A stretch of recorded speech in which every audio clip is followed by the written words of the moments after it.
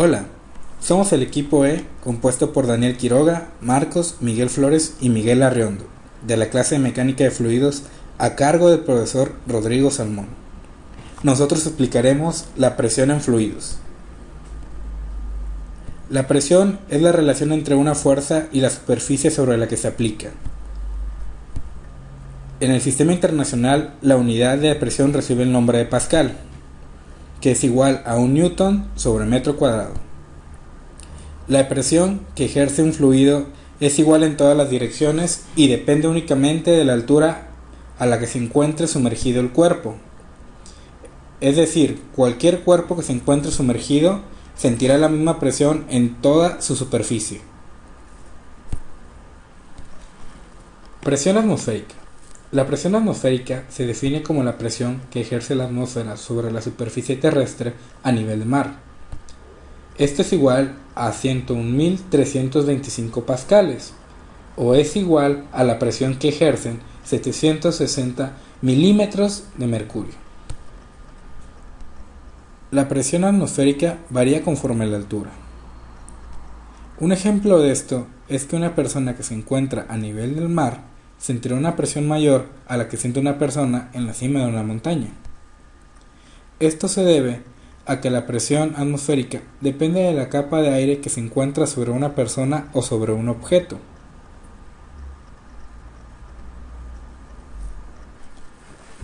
Con lo que hemos visto anteriormente, podemos calcular la masa de la atmósfera.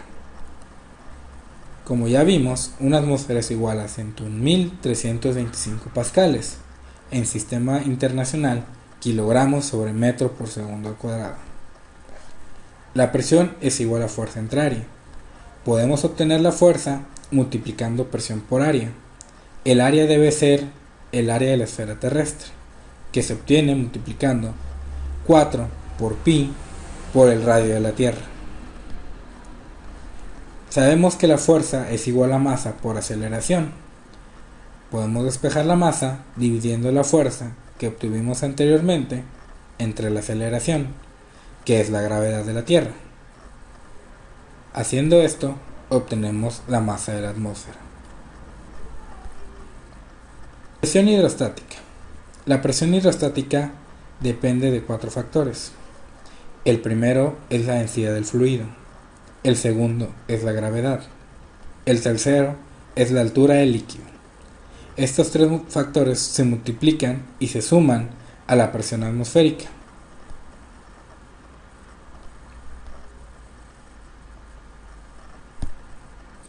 Con un pequeño simulador repasaremos algunos de los conceptos que vimos anteriormente. Podemos ver que la presión atmosférica es igual a 101.300 kilopascales. También podemos ver que conforme descendemos, la presión aumenta. Esto se debe a que tenemos una columna de aire mayor sobre el medidor. También podemos ver que el aumento de la presión es muy pequeño. Esto se debe a que la densidad del aire es muy pequeña. Ahora, podemos ver el efecto de la gravedad sobre la presión. Si aumentamos la gravedad, lo hará igualmente la presión.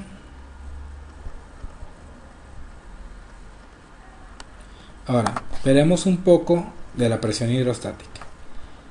Tenemos una presión de 101.35 pascales en esta altura.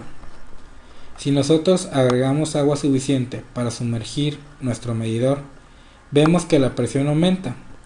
Esto se debe a que la presión que ejerce esta columna de agua es mucho mayor que la que ejercía la columna de aire que estaba aquí. Esto se debe a que la densidad del agua es mucho más grande que la del aire. También podemos ver que esta presión varía de fluido a fluido. Si tenemos gasolina, que es un fluido mucho menos denso que el agua, la presión va a disminuir. Y si en cambio tenemos un fluido como la miel, la presión va a aumentar.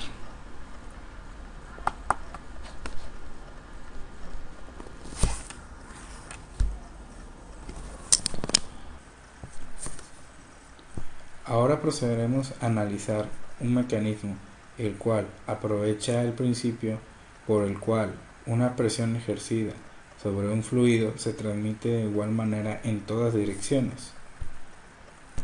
La prensa hidráulica, el cual es un mecanismo conformado por al menos dos pistones de diferente área, comunicados por un volumen lleno de líquido.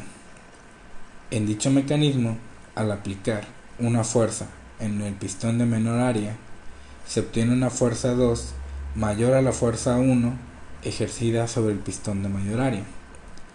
Dicho mecanismo se puede analizar por medio del principio de Pascal, el cual dice que una presión 1 en un punto de un líquido tiene que ser igual a una presión 2 en el mismo líquido contenido en el mismo recipiente en la misma altura.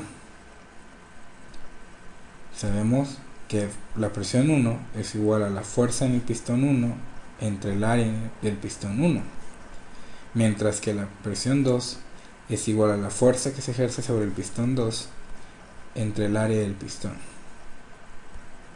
Podemos despejar para la fuerza en el que se ejerce sobre el pistón 2 y obtenemos que es igual a la fuerza que se ejerce en el pistón 1 por el área del pistón 2 entre el área del pistón 1.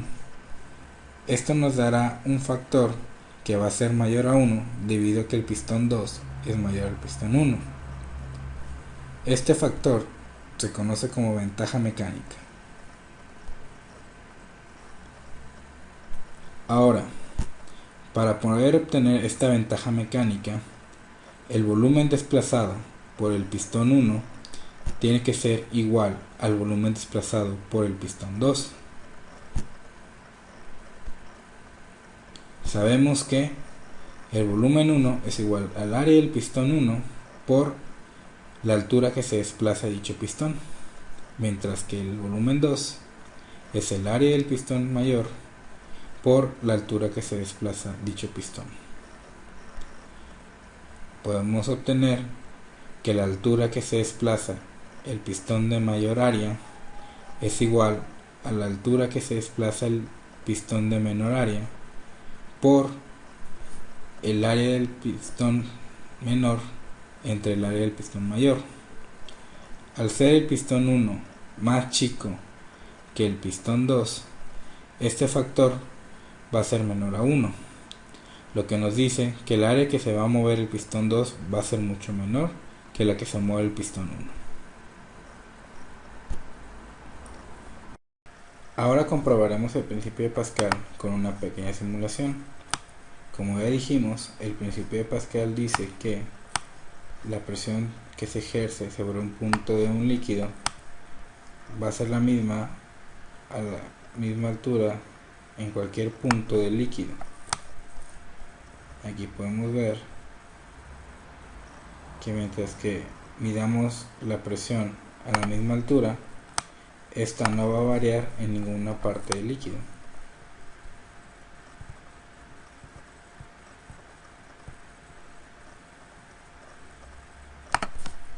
Si llegáramos a agregar peso en una parte del líquido, este va a ejercer una presión sobre nuestros medidores y podemos ver que la presión se sigue transmitiendo en todas direcciones de la misma manera.